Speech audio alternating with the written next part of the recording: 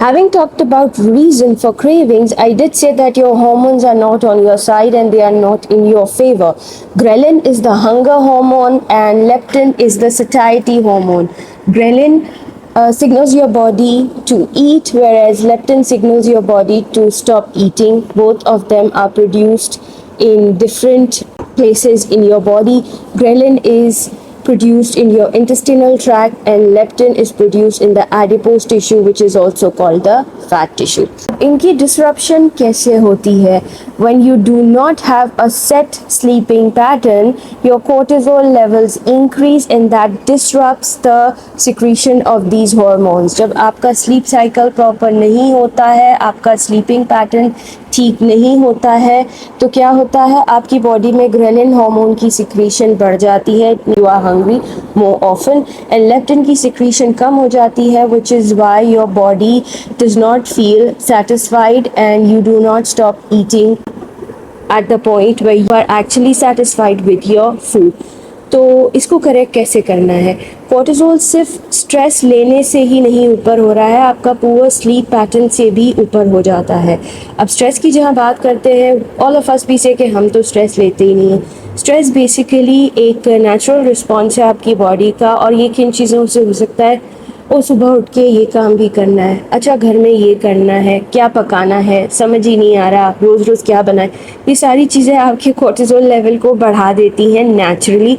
तो क्या मतलब ये सब कुछ सोचना छोड़ दें? नो, बिल्कुल भी नहीं, क्योंकि ये नेचुरल चीज़ें हैं. अलग से जो स्ट्रेस होता है, which can be mental stress, which can be physical stress, उसको अलग अलग तरीके से मैनेज किया जा सकता है. वो कैसे करते हैं? इट डिपेंड्स किसको किस किस्म का स्ट्रेस है.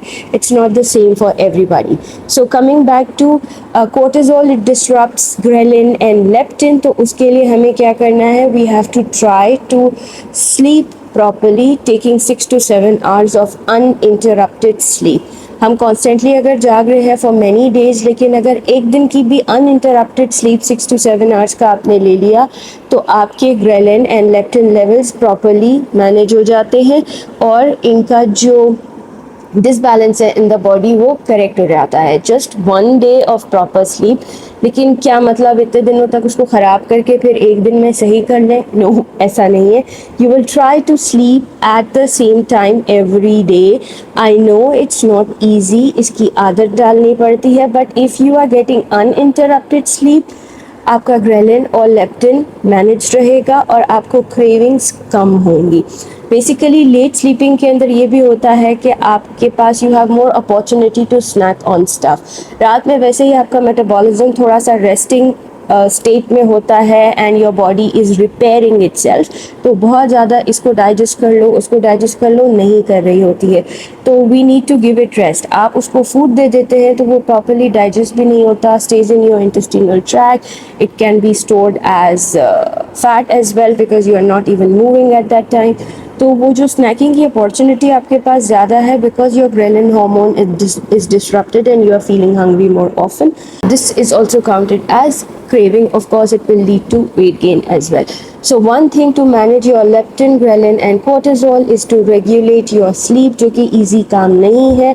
sleep regulation के लिए आपने क्या करना है, उसका लिंक जो है मैं डिस्क्रिप्शन में शेयर कर दूंगी.